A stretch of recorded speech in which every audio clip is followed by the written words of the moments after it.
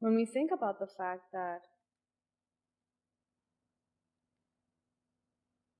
most textbooks at all institutions are Eurocentric,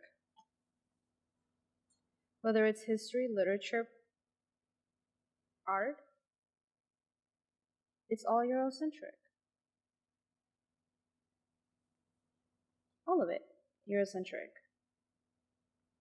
Even the system of separate but equal is Eurocentric. It's literally a white and colored fountain that has been disguised as part of the academic procedure. But it's an academic procedure of erasure. Because if you don't have to learn about people of color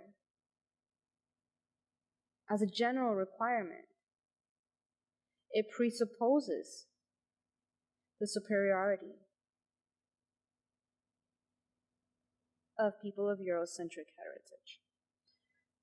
The fact that most people in college take their major courses, and unless they're so inclined to take a class about artists of color, literature of color, history of peoples of color, that they do not have to learn about it outside of Western Civ 1 and 2, which are essentially Eurocentric leading, because they start with Egypt, Sumeria,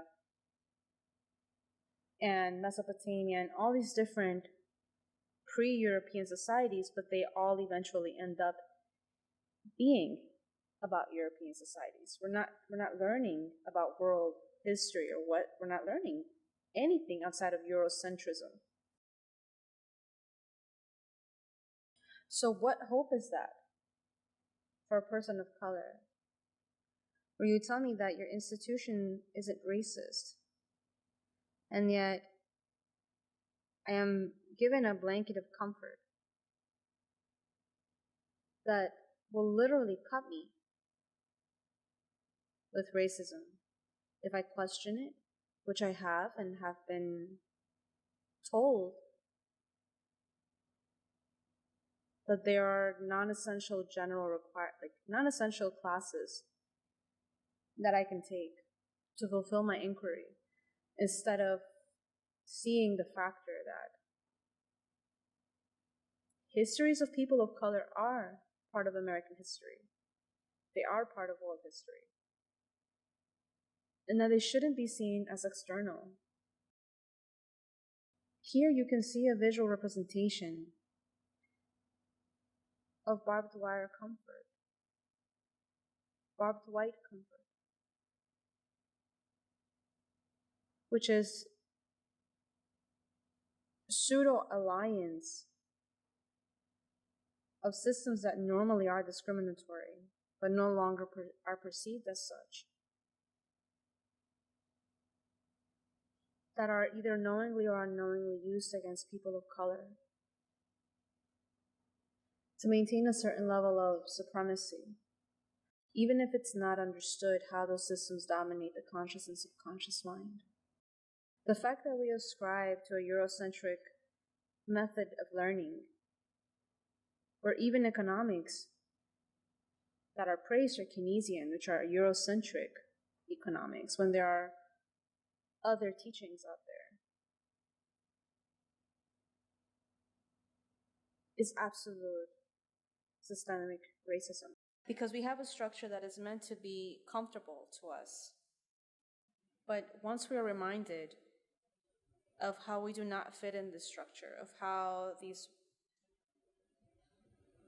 pieces of sharp dissonance exist to exclude us or to uphold a narrative of inequality, of intellectual second-class citizenry, because that is what it is. I mean, the fact that if you ask institutions if they're racist, they're very quick to say no by pulling out admission rates of students of color. And even classes that they have, in addition to their general requirements, and employers who have training systems about minorities and all these different things. Like, it still does not take away from the fact that these are systems of systemic racism. I mean, why should it be that I need to take a class on African American literature when African American literature is American literature? It should be part of your standard classes. When we are put in society, we trust in a system that is supposed to protect us and comfort us. I mean, attending university is a system of, it's supposed to be a blanket that protects us and makes us feel as if we belong in this intellectual sphere of possibility, of ability, of you name it. But the truth is that these spaces that have been created,